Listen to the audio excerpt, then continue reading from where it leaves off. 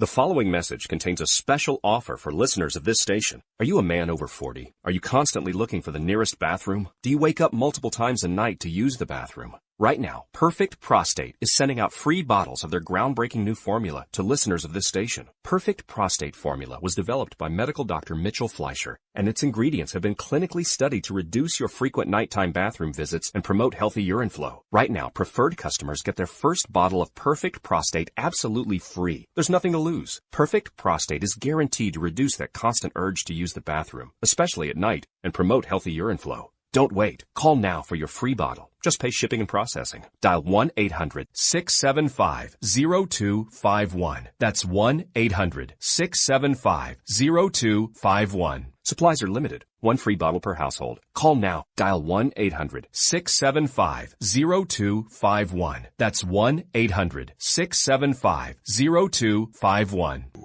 Every day, the men and women of the United States Marine Corps stand ready to defend the American way of life. The few, the proud, the Marines. Hey folks, I want to introduce you to a friend of mine, Dr. Richard Harden. We are on the same mission, which is waking up America. We just have different paths. So stay tuned for some information on how you can keep up with Richard and all his work. Visit Richard's website at raharden.com. That's the World Wide Web at RAHARDIN.com. At his website, you can see a summary of the 6 books he has written, where purchases may be made. He also has a link to 18 videos on YouTube and several blogs about Christian beliefs. If you prefer, visit Amazon.com/Kindle and type in Richard Harden to see and purchase his books. Individuals and businesses with tax problems, listen carefully. Do you feel like you're losing control over your finances? If you owe over $10,000 in back taxes or have unfiled tax returns, we can help you take back control. The IRS is the largest and most aggressive collection agency in the world, and they can seize your bank account, garnish your paycheck, close your business, and file criminal charges. Take control of your tax problems now by calling the experts at Tax Mediation Services and take advantage of the Fresh Start program and new laws that may allow us to negotiate a settlement for the lowest amount possible. Our team of tax attorneys and enrolled agents can stop collections and get you protected so you can take control of your financial future. Tax Mediation Services is accredited by the Better Business Bureau. Call now for a free case review and a price protection guaranteed quote. Call Tax Mediation Services now at 800-610-9050. That's 800-610-9050. 800-610-9050.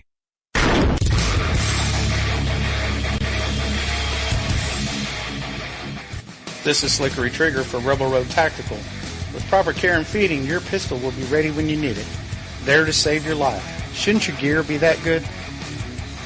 Whether you need a holster for comfortable everyday carry or a tough-as-nails holster for your next training course, Rebel Road Tactical has what you need. Check us out on the web at rebelroadtactical.com. Having a place to go after school will make you a better student. Having an outlet to express yourself will make you a better artist. Having something to do together will make you a better family. At the Y, we're helping build better friends, listeners, writers, swimmers, scientists, and musicians, one chance at a time. Give the gift of opportunity. Support the Y at ymca.net. The Y, for a better us. This is Rio of Madison Rising, and you're listening to KLRN Radio, where liberty and reason still reign. The mainstream media is really the make-believe media. First, they make up the news, and then they make you believe it. Hi, this is Susan Swift. I'm highly successful, have been all my life. I have enjoyed successful careers in film, television, and law. I'm Dan Wright, a father, a gun owner, a dog owner, and a Federalist. I'm Susan Swift, and you are listening to Constitution and Culture on KLRN Radio, where liberty and reason still reign.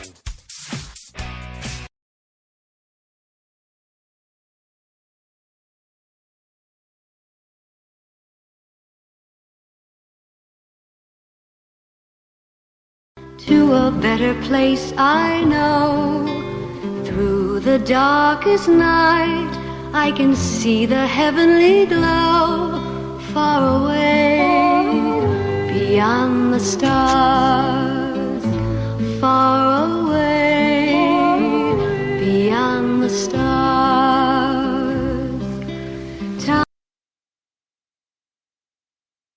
There you go. The wonderful Debbie Reynolds. We had just learned breaking news tonight, just about an hour or two before the show, that Debbie Reynolds has also passed away. Her daughter, Carrie Fisher, Princess Leia, died 2 days ago, and Debbie Reynolds has now died, apparently from a stroke. She was 84 years old, and she starred in so many wonderful Hollywood movies during the golden age of Hollywood, especially the musicals. My favorite memory of her was, seeing her in Singing in the Rain, and that's my favorite, Debbie Reynolds movie. And I actually, I saw a report. I don't know if it's true. It was TMZ, and it very well could be true, but TMZ is saying that her last words is, "I want to be with my Carrie." It is a tragedy that any parent should ever see the death of their child. That's a heartbreak that parents. I don't think that we were designed for that. We want to go before them and hopefully prepare the way, and to watch a child die before you has got to be the worst pain that any mother or father can ever suffer. And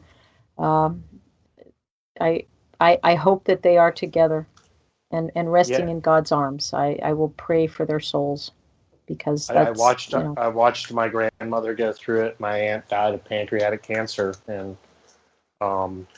luckily my grandmother still had my mom there to help her through it, because it devastated my grandmother. It absolutely did. You should never ever outlive your children. It's a horrible thing. I remember meeting Debbie Reynolds once. This was at MGM, when it was still MGM before Turner had bought it and everything. And this was when I was on the set of Audrey Rose, and Debbie Reynolds was filming something. I don't know what. I was 11 at the time, so I don't remember the movie she was doing. But I had the chance to meet her and go into her dressing room and just visit with her. My mom was also, of course, with me, and my mom knew a lot more about Debbie Reynolds. But I remember her how kind and so just gentle and professional and wonderful and welcoming. She was not in any way that you would think of a star today. Some of the nasty kind of media stars. Nothing arrogant at all. Just very, very very down to earth. Very, very pleasant. And she had spent her whole life in doing films and things. And she was very, very real and approachable and very, very kind. And I found it a privilege to be able to just have met her very briefly as I did. And that was in the 70s when movies were changing. The optimism of the musicals in the 50s and things like that had started to give way to this depressing kind of the 1970s. Everybody dies in the movie. It's always bad. It's always just depressing. But there was still a lot of the stars, the true stars of the golden age of Hollywood, were still there and with us, and she was one of them, and I was privileged to have met her. Well, and she did pass it along, because, number one, Carrie Fisher always played things real. I followed her on even social media, but she was always just very real. She wasn't Hollywoody, if you know what I mean. She was very real. And what a lot of people don't know, she didn't act a whole lot.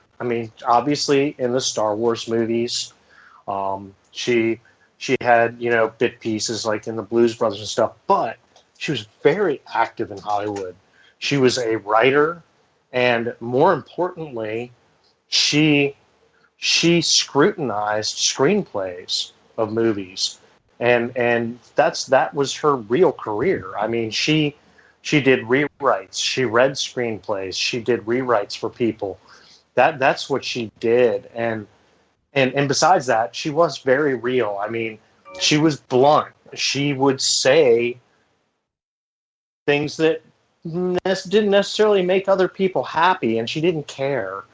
And I know she's always been very fan friendly, and you know, it's just so almost surreal, just in a 2-day period, to lose both of them. And like I told you when we were talking before we went on the air, I mean, Carrie Fisher was my first crush as a kid. When I saw Star Wars, I was about 10 years old, and I fell in love with Princess Leia. I just absolutely fell in love with her. I thought she was the greatest thing since sliced bread, and I've still always kind of thought that. You know, I mean, I thought her portrayal of that character was ideal to me.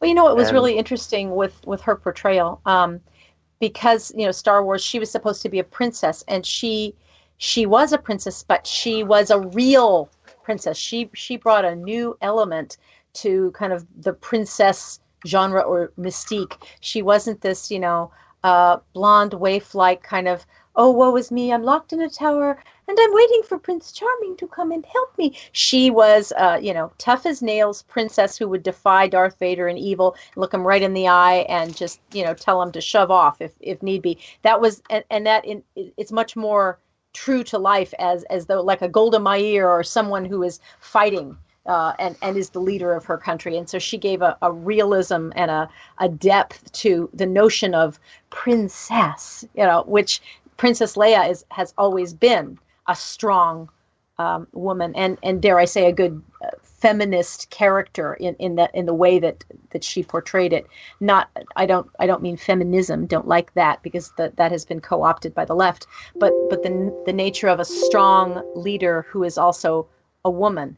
She brought that to life, so that, you know, the sassy, saucy kind of quick quips and all that she really brought that role to life, so that it was as powerful as and as amusing and entertaining as the Han Solo character or any of the other ones. It wasn't a weak character. She did a phenomenal job bringing strength to the princess. That would be my legacy for her, the strong princess.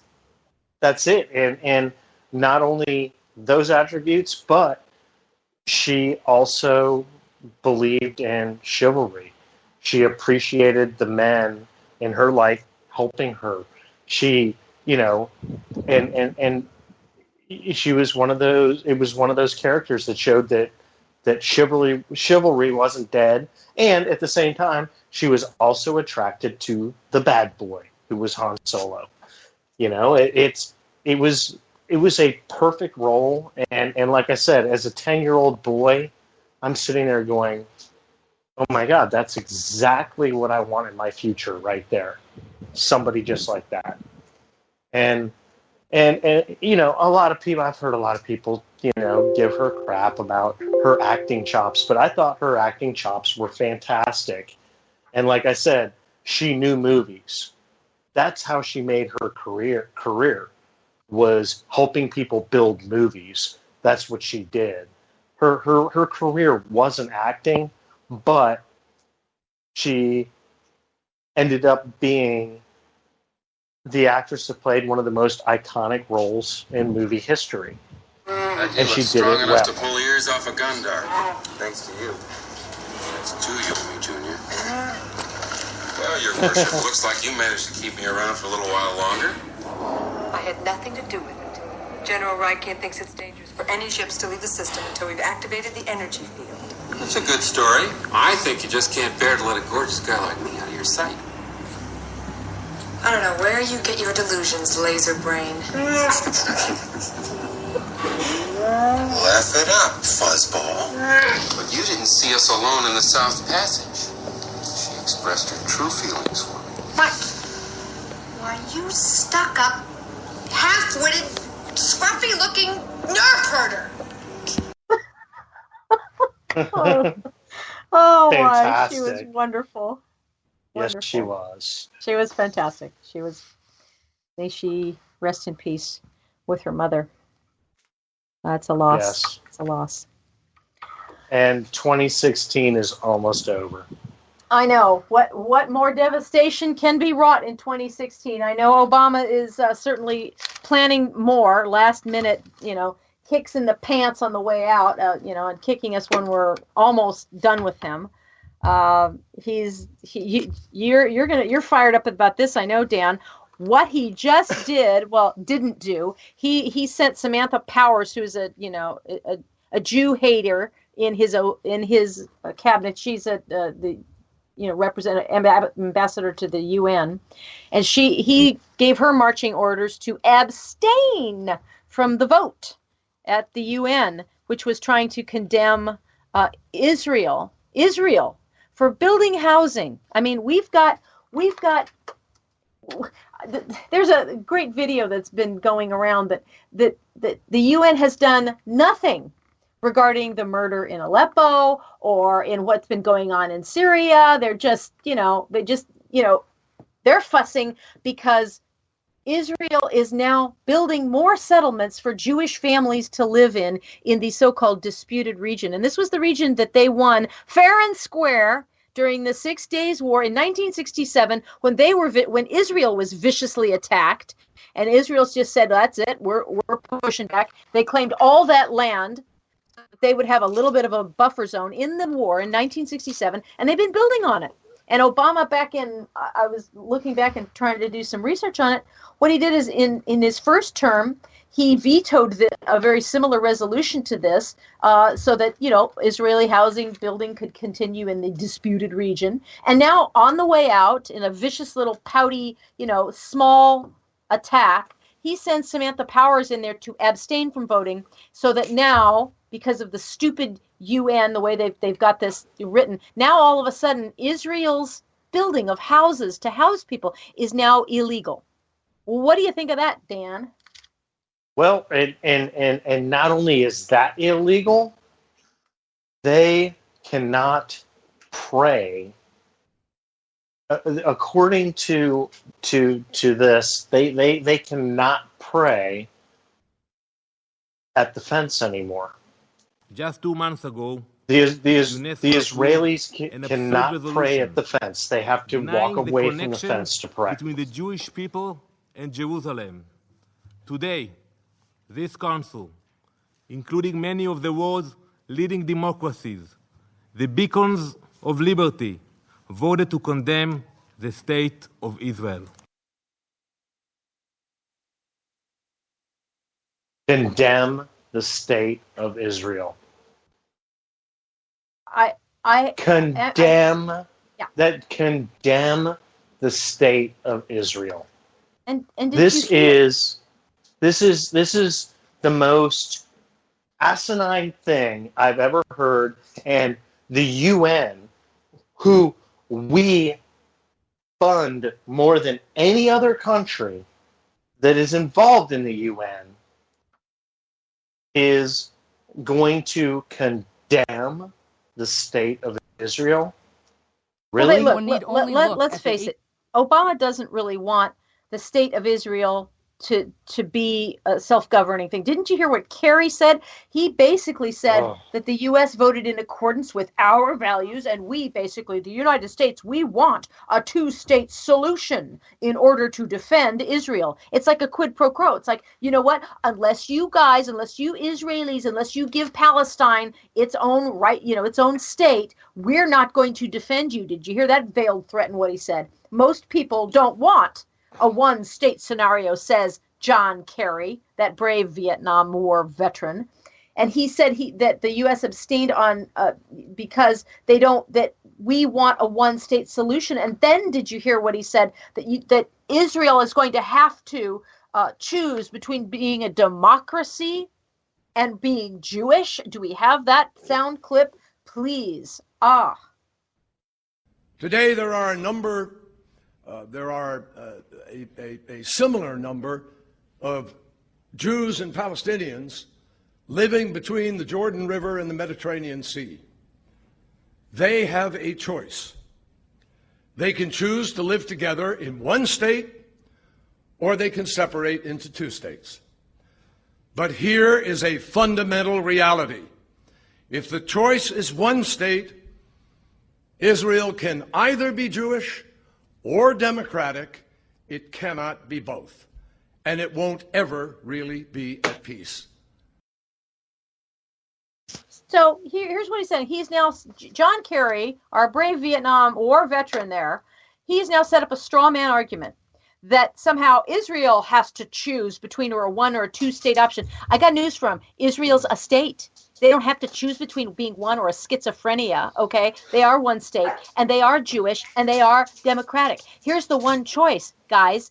The Palestinians who lost the war, who had started the Six-Day War, lost it, and then had to give up all of that land, they need to learn to get along, play nice, and live under Jewish law in the Jewish state, or they can leave. It's called borders. They work just great whenever they're enforced. And I don't understand, maybe I am oversimplifying this. Maybe, Dan, you can explain to me why we are still talking about something in 1967 when Israel, as I understand it, was not the aggressor. They were attacked by people who do not believe that the Jewish people have a right to exist. This sounds like what liberals feel about babies. They call them matters of, fetal tissue, and they don't have a right to exist because they would inconvenience the mother. I mean, what I'm understanding is that all of these Palestinians and people who don't like the Jewish state, they would like to abort the entire state of Israel. They'd like them to all be aborted, right? And so these Palestinians who keep demanding their own state, it's like, well, wait a minute, you won't recognize the Jewish right to exist. And yet you're demanding that this Jewish nation who has tried forever to live in peace with you guys, and you've been hating them for, thousands of years, way back since biblical days when, Ishmael and all of that, the stole the blessing, all of that, it goes way, way, way back. And I am not as familiar as some are on that. But correct me if I'm wrong, the Palestinians and the Arab side of the nation have been trying to wipe Israel off the map since the Exodus, right?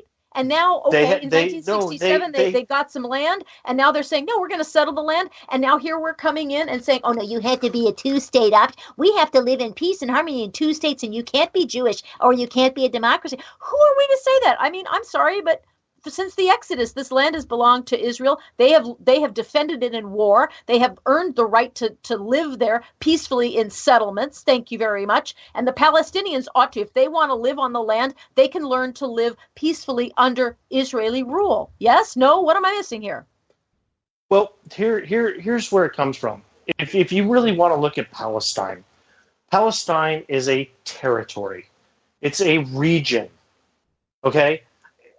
Technically, all Israelis are Palestinians. It's a region. There is no state of Palestine. There's never been a state of Palestine. Right. Israel has a claim to a state. That is their state. They are Palestinians. We are Americans. We live in North America.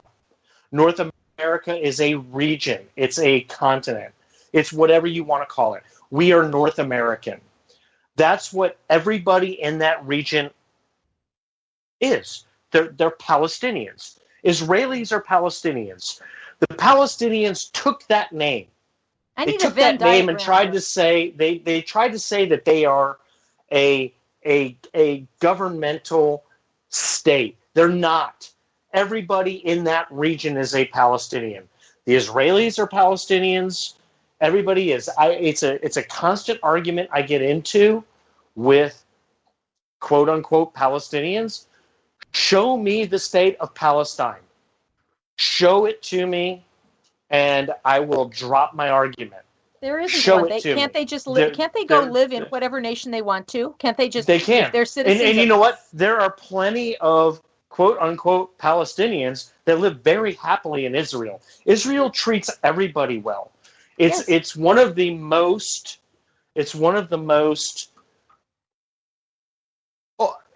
welcoming countries in the world. They don't care. You can be Christian. You can be Muslim. You can be Hindu. You can be whatever you want and come and live in Israel and have religious freedom. And yet, that's not good enough. That's not good enough. It's not good enough for anybody because they want it to be Muslim rule, because for some reason they think that whole region needs to be under Muslim rule. You know what? It doesn't. It doesn't. It's Islam. It is a religion of conquest. It says you must either convert or die by the sword. Period. And they cannot handle the fact that Israel exists. Never have. Since biblical times, they got a problem with Israel's existence. So what am I missing here? I want to read another quote from Kerry's speech today. I pulled this earlier. I'm going to read this. This is a quote. This is a quote pulled from the State Department transcript. Love it. On this point, I want to be very clear. No American administration has done more for Israel's security than Barack Obama's.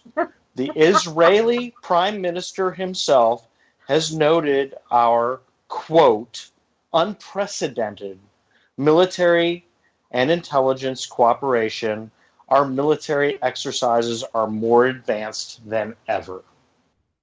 Oh, and on that happy note, I think we have to go to break, and then we'll pick it up from there, because this is now getting into what I'm calling the Obama effect. This is after 8 years. I'd like to go through what the Obama effect has been. His effect has been to divide and conquer America. And now that we're saying a fond farewell to Mr. Post-President Obama, I can't wait till we can say former President Obama.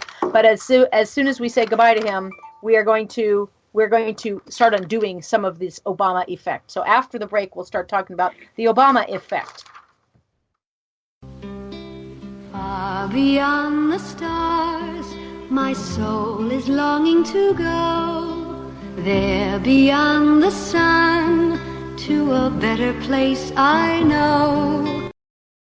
The following message contains a special offer for listeners of this station. Are you a man over 40? Are you constantly looking for the nearest bathroom? Do you wake up multiple times a night to use the bathroom? Right now, Perfect Prostate is sending out free bottles of their groundbreaking new formula to listeners of this station. Perfect Prostate Formula was developed by medical doctor Mitchell Fleischer, and its ingredients have been clinically studied to reduce your frequent nighttime bathroom visits and promote healthy urine flow. Right now, preferred customers get their first bottle of Perfect Prostate absolutely free. There's nothing to lose. Perfect Prostate is guaranteed to reduce that constant urge to use the bathroom, especially at night, and promote healthy urine flow. Don't wait. Call now for your free bottle. Just pay shipping and processing. Dial 1-800-675-0251. That's 1-800-675-0251. Supplies are limited. One free bottle per household. Call now. Dial 1-800-675-0251. That's 1-800-675-0251.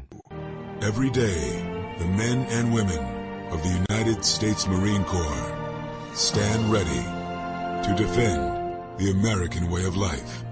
The few, the proud, the Marines. Hey folks, I want to introduce you to a friend of mine, Dr. Richard Harden. We are on the same mission, which is waking up America. We just have different paths. So stay tuned for some information on how you can keep up with Richard and all his work. Visit Richard's website at raharden.com. That's the World Wide Web at RAHARDIN.com. At his website, you can see a summary of the 6 books he has written, where purchases may be made. He also has a link to 18 videos on YouTube and several blogs about Christian beliefs. If you prefer, visit Amazon.com/Kindle and type in Richard Harden to see and purchase his books.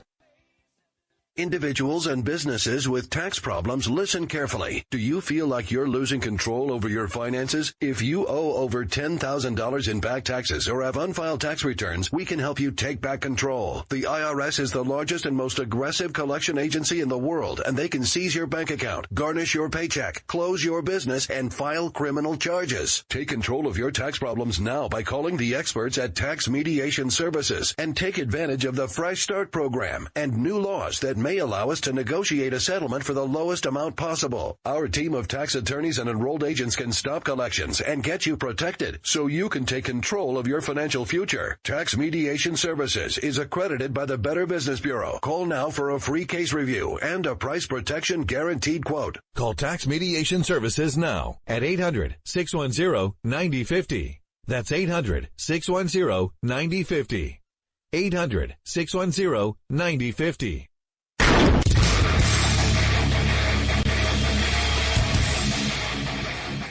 This is Slickery Trigger for Rebel Road Tactical.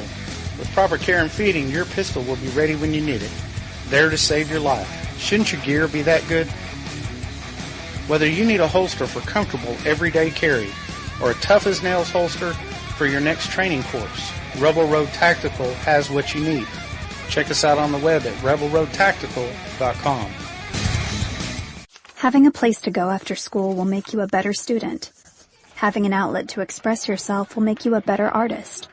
Having something to do together will make you a better family. At the Y, we're helping build better friends, listeners, writers, swimmers, scientists, and musicians, one chance at a time. Give the gift of opportunity.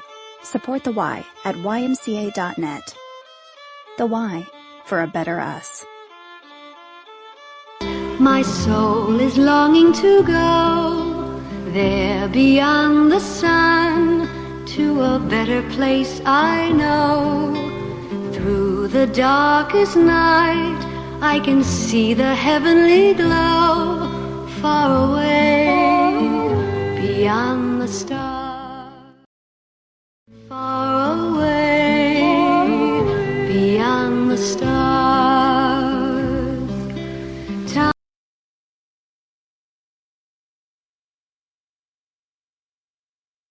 Far Away Beyond the Stars, I guess, is the name of the song, and it's a sad thing that that she has passed away, and hopefully she will join her daughter, Carrie, and I hope the two of them can share an embrace, because it's hard for a mother to watch a daughter die, and we've now lost two real icons of of the cinema, Carrie Fisher, and now Debbie Reynolds, her mother. That's just really sad. Yeah, and they were beyond mother and daughter. They were best friends. They were always together. You see video of them. They were best friends. They were always together. I hope they are far beyond the stars. I hope they've been welcomed into God's embrace, and we will pray for their souls that they have that. Before the break, we were talking about what Obama decided to do to Israel through the abstention of the U.S. at the critical UN resolution vote. And he basically stabbed Israel in the back and basically allowed pro-Palestinian advocates to label settlements, Jewish settlements, as they're flagrant violations of international law, and they are without legal validity. That's what the resolution says. And so now all of these homes that since Obama in 2011, he used the veto power in 2011 against the same resolution. Since 2011, over 100,000 more people have moved in and settled into that area. So he's just more and more people. I think there's over 800,000 in the region now. I'm not sure, but since 2011, when he had vetoed that resolution, when the U.S. voted to veto that resolution, more Israelis have moved in there, and it's a settled region. And now all of a sudden they are illegal, and so that's upping the ante. And we also have John Kerry, who should go back to just mixing ketchup with his wife. really, we've got a couple of sound clips of Kerry defending the U.S. vote. Maybe let's play that one. Could we please? Because the two-state solution is the only way to achieve a just and lasting peace between Israelis and Palestinians. It is the only way to ensure Israel's future as a Jewish and democratic state, living in peace and security with its neighbors. Right. And I was saying, well, that's because Israel is just the child that doesn't know how to get along. They're the ones that don't know how to play nicely with each other. They are surrounded by hostile forces. They're surrounded by Arab nations who want to wipe them off the map, but yet it's Israel that's the problem child in the room and needs to once again be more tolerant of its hateful neighbors. It just makes no sense to me. But maybe I don't know enough about foreign policy. And obviously, 120 years ago, this is what the first Zionist Congress happened. was convened in Basel by a group of Jewish visionaries who decided that the only effective response to the waves of anti-Semitic horrors sweeping across Europe was to create a state in the historic home of the Jewish people, where their ties to the land went back centuries, a state that could defend its borders, protect its people, and live in peace with its neighbors. That was the vision. Well, yeah, it's still a vision, that is a vision. That is a vision, and that's what they want to do. They are getting attacked. Israel puts forth a peace plan, and the Palestinians say no. Right. The Palestinians will not negotiate. They will not negotiate. This is the way I look at the situation there. Israel goes in. They take this area. They make the area fertile. They make the area produce. They support themselves. And I'm not saying that they don't. Yes, people will argue with me. Well, they get aid from us. You know what? They get aid from us, but it really comes back to us. It does, because they're an ally. But they have made an area in the middle of a desert fertile, and people are jealous. They want it. You know what?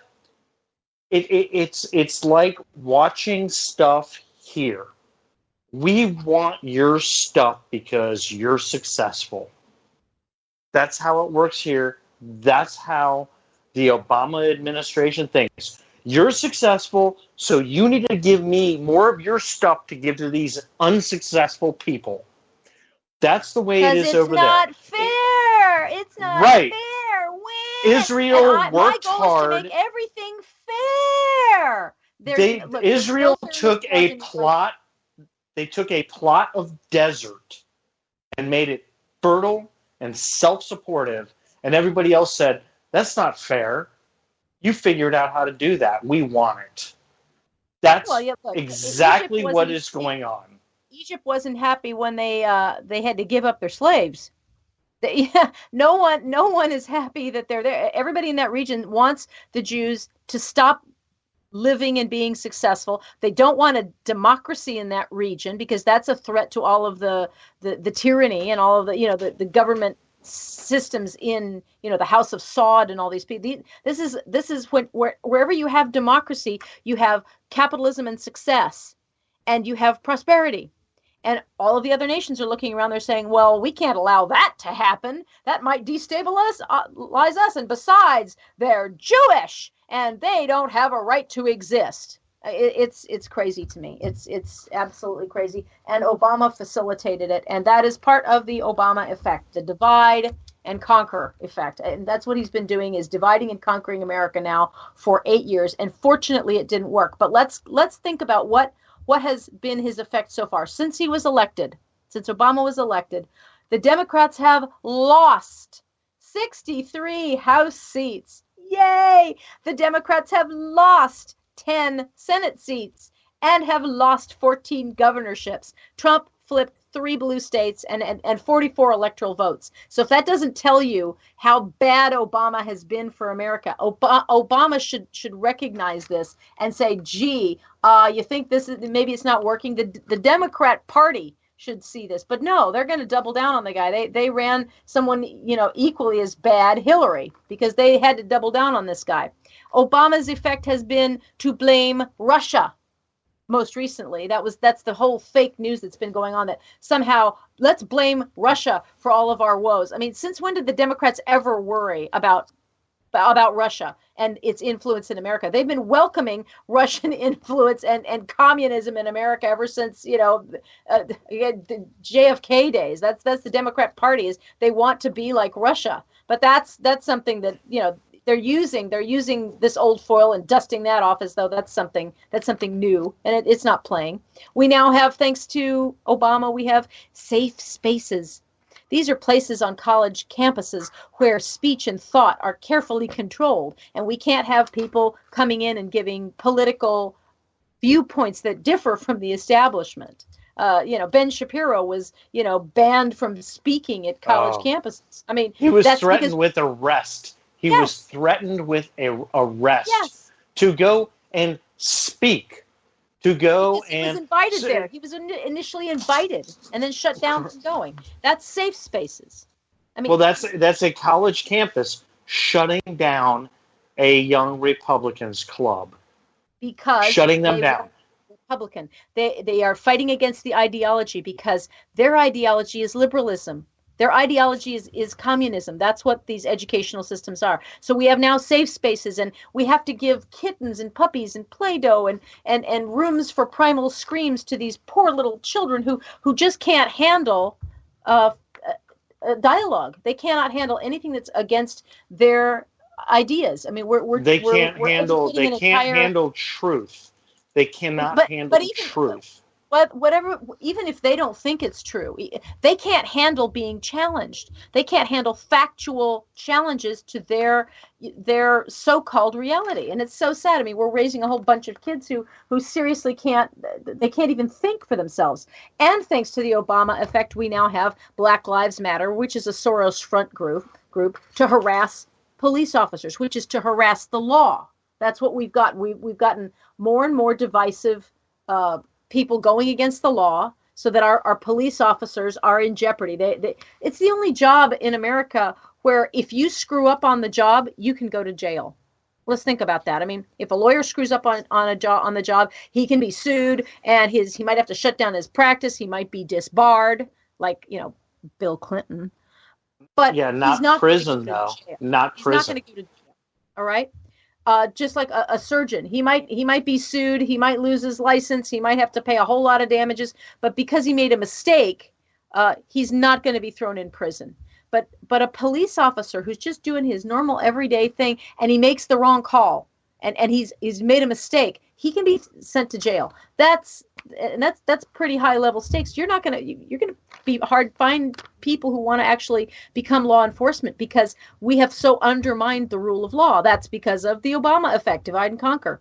Guns and ammo sales are now up through the roof, and in California, starting on January 1st, it is going to be much more expensive just to buy ammunition. You're going to have to register for a card. It's like $50. So the guy who, he's just got, a regular job, and he saves up some money, and maybe he wants to go target shooting, he's got to go down and buy bullets, right? Well, maybe the bullets that used to cost $20, now they're going to cost $70, because to go buy the very same bullets that he could buy, today for $20, after January 1st, he's going to have to buy a special card that is, registering him and registering the bullets. That's a $50 card. It's just more bureaucracy, and it's more disincentive for gun shops to be in business, and it's more disincentives for regular people on limited budgets to exercise their Second Amendment rights to, go and buy a gun and, go target practice and maybe go hunting. So that's another thing that, guns and ammo are precious. We're going to have an underground of guns and ammo, where all of the bad guys are going to get guns, but we're not going to be able to. California has not learned from people like Leland Yee. Okay, Leland Yee was a state senator in California who was rated by the Brady group as he had an A+ rating on gun control. And he got that A+ rating, and then 2 years ago, he was arrested for what?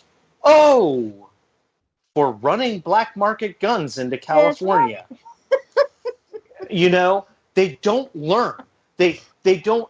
People, we no, see they just that. want the market. They just want to run their own illegal operation through the Democrat Party. Come on. On top of the ammunition bill, there's the new emergency assault weapon bill in California that says you can have a 10-round magazine as long as it is not removable from the gun without putting on the safety and taking 3 steps to take it out. And it cannot have a pistol grip or a foregrip, which basically just made all AR-15s illegal. Yeah, because all AR-15s have a pistol grip, and the bill also says that you must register your AR-15. So when you take your AR-15 in there to register it, they say, oh, it has a pistol grip. That is illegal. We are confiscating it. So California now has a weapon. You have to register it as an assault weapon. That's it. Right. What is an assault weapon? Please tell me. Well, a rolling pin can be an assault weapon. You know, I just whack somebody in the head with it, and I have committed an assault and battery. I mean, you know, it's a made-up term. It's just it's a dog whistle made-up term by the liberals because they want to make guns sound really scary. How about it could be a defense weapon? Oh no, we can't use the word defense weapon because that sounds good. Like I could defend myself against a bad guy who's breaking into my house and wants to rape me and kill my kids. I need a defense weapon. Oh, no. I don't have any of those in my house. I only have assault weapons. You know, I'm going to go out, a mom with kids, I'm going to go out and assault somebody with a weapon. It's a made up term. It's just the you know, the Barbara Boxer term for scary, big, ugly gun that we want to limit. It's not going to do any good to stop the wacko crazies who shouldn't have the guns in the first place. Because what you need, the only thing that stops a bad guy with a gun is a good guy with a gun. That's hey, let's go back to Han Solo in Raiders of the Lost Ark. You know, Harrison Ford, where that beautiful scene where the big guy with the turban and the beard is wielding this massive scimitar and going whoosh, whoosh, whoosh, whoosh. And Harrison Ford, who was sick on the set that day, just was feeling ill and sick, and he didn't want to do a battle with a whip. He just pulls out his gun and goes kabam and shoots him. It's one of the most iconic parts of that whole movie. That's what stops a bad guy with a sword. It stops a bad guy with a gun. Is a good guy with a gun. That's it. And to make all of the Californians listening and that I'm talking to jealous, I own AR-15s, and I have nothing but 40-round magazines that I hit a button and it ejects, and I put another one in, and guess what? At the same time, I have Marlin 60s. That are tube feed, holds 15 rounds, and I can shoot that. I can shoot that Marlin 60, which was my first rifle I ever had, at the same rate that I can shoot my AR-15. The same rate. I pull the trigger, it fires. I'm coming to your house for the zombie apocalypse. You're going to be fine. You see My problem is if all of my liberal neighbors show up and say, I want to use your gun in whatever, you know, when the epic, you know, when the lights go out and everything, I'm going to say, sorry, they're mine. You can't have them. And you got to learn to live with your own, you know, laws. That's just what's going on. But anyways, so the Obama effect, guns and ammo sales are up, but it's going to be more expensive for everyone, especially in California. The healthcare costs have gone up. And our options have gone down thanks to Obamacare, the one world order, the notion that we all have to have socialized medicine. That plan is in place, and hopefully Trump is going to be following through, and the Congress and the Senate and House will repeal Obamacare as they continue to promise. We'll have to see. And then we also have terrorism is up in the homeland. Remember at Fort Hood? Workplace violence. For 2 years, we listened to Obama explain how this Islamic massacre of our military soldiers on the base at Fort Hood by Nidal Hassan was a really just workplace violence. It really wasn't as Islamic terrorism at all. And we've had Chattanooga and we've had San Bernardino, where this Islamic guy and his wife decided that they were going to take out 14 people in or more in San Bernardino, and went up and shot up the place. I mean, Obama keeps denying the fact that we have terrorism, Islamic jihad terrorism going on in our country. And that's because of the Obama effect, because we don't want to have borders. We can't vet anybody. And, the ISIS is the JV team, man. So what are we worrying about them anyway? They can't hurt us. And yet Americans have died because of that. So that's the Obama effect. And I can't wait until the screen door hits him in the fanny on the way out the door. So I'm counting the days till January 20th. It'll be 26 days now. I'm not quite sure, but I am so happy to see him gone. And I am too. And you and I know each other. We did a lot of radio before we started the show. I was not a Trump supporter, but you know what? Yep, at this point, I am glad. I am so I am loving it. I'm going to hold his feet to the fire. I am, but you know what? Nothing can be worse than the last 8 years. Nothing. Well, I know something could have been worse. It could have been worse. I'll tell you what would have been worse. Would have been Hillary. 8 years of Hillary. That would have been worse. And now, and I've got, and on that note, I have got New Year's resolutions. Okay. Now we all know New Year's resolutions, like, I'm going to lose 20 pounds. I'm going to join a gym and I'm going to get in shape and I'm going to get a better job, or I'm going to start reading books. I'm going to fix up the house, that leaky drain I've always put off. I'm going to get a new hobby. These are all, yeah. We all know it's nonsense. We're not going to get around to those things, right? And also the political pundits, they have their own resolutions for the government and what they've got to do now. But I'm not talking about those regular kinds of resolutions. I've got a short list of New Year's resolutions, and I'll share them with you. Here's the first one: is we're going on a political diet. I'm going on a political diet. It's called the Hillary diet. It's really easy. We just stop yapping over Hillary. We just pretend she never even existed. I'm going to do everything in my power not to say the word Hillary ever again. She's a loser. She's done. End of story. She can go finish having Parkinson's and we'll see her in 20 years. I don't want to, she's done. She lost. Biggest loser ever. Ta-da! So political diet, the Hillary diet. The second thing is political exercise. We all need our exercise, right? Well, I'd like to do the same thing for Obama, but we know he will never, ever leave D.C. I'd love to be able to forget him. I'd love to have him like on the Hillary diet. I'd never have to say his word again, but we know he's never going to leave D.C. They don't have a moving van big enough to pack that man's ego out of the White House. So we're going to treat him like the town drunk. The guy that's in the gutter downtown who's screaming incoherent obscenities as people walk by. But unlike that drunk, who the victim of his own vice, we can feel sorry for the town drunk. We can't feel sorry for Obama. We have to walk by him without feeling sorry for him at all. He's been defeated. He has now been exiled. He needs to leave. He's not going to. He lost over 1,000 political positions nationwide.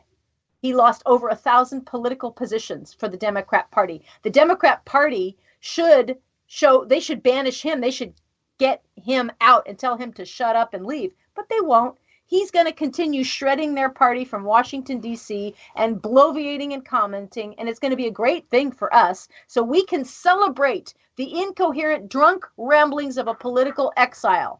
That's what our political exercise is. We should encourage Democrats to continue worshiping their first ever black president ideologue, and we'll keep winning more seats at the midterms. So we just have to keep on smiling and we keep ignoring him. That's our political exercise. And then third, yeah. Well, really quick, I'm going to add to yours right there. I'm so happy. I was so happy to hear that he was buying property or renting property or whatever he's doing in Washington, D.C. to stay there. good. Yes, Let he him can continue keep it to shred. up. Exactly. He will continue to damage the Democrat brand. If they were smart, they'd get rid of him, and they'd give him that house in Hawaii and tell him to leave. Now, the third resolution I've got is judicious political reading. People say, I'd like to read more. Well, I'd like to say, let's read political reading, but judiciously. The liberal media is in its death throes. Stop listening to them. They are diluted. The sites like CNN, MSNBC, and the major three dinosaurs, ABC, NBC, CBS, they're in their death throes. What you are reading, whenever you've got to realize this, whenever you go to them, you realize that is their spin. They are the fake news.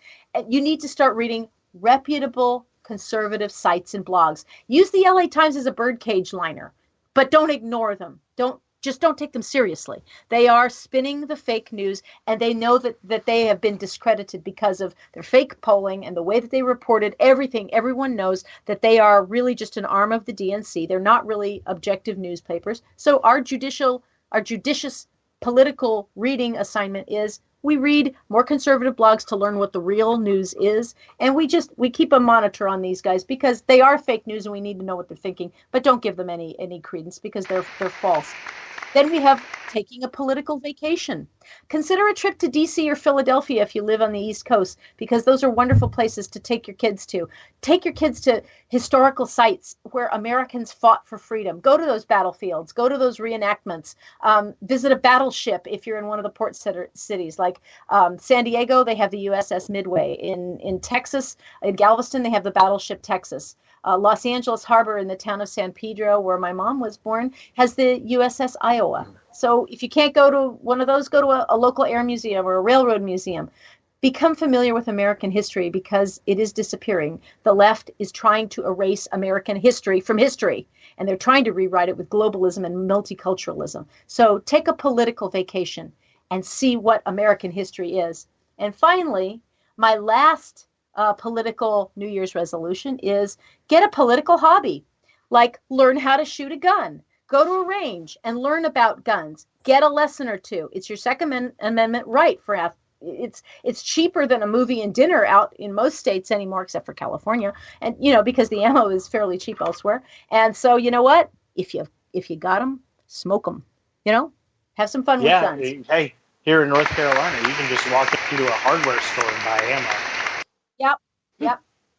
And that's what it should be all around the country, and we're going to have to keep fighting for that. That the next major battlefield is the Second Amendment, and fortunately, Trump he will have a lot of opportunities to appoint center-right justices. So we hope it goes well. Thanks very much for listening. It's the end of the year, and I am so glad that Obama's farewell is coming up. Happy days are here again.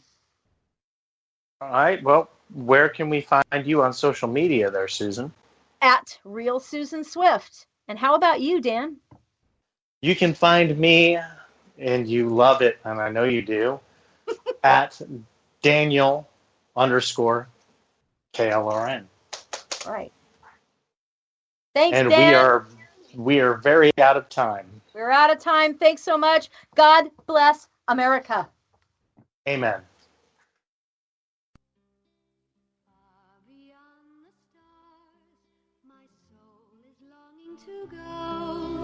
There beyond the sun, to a better place I know. Through the darkest night, I can see the heavenly glow. Far away, beyond the stars.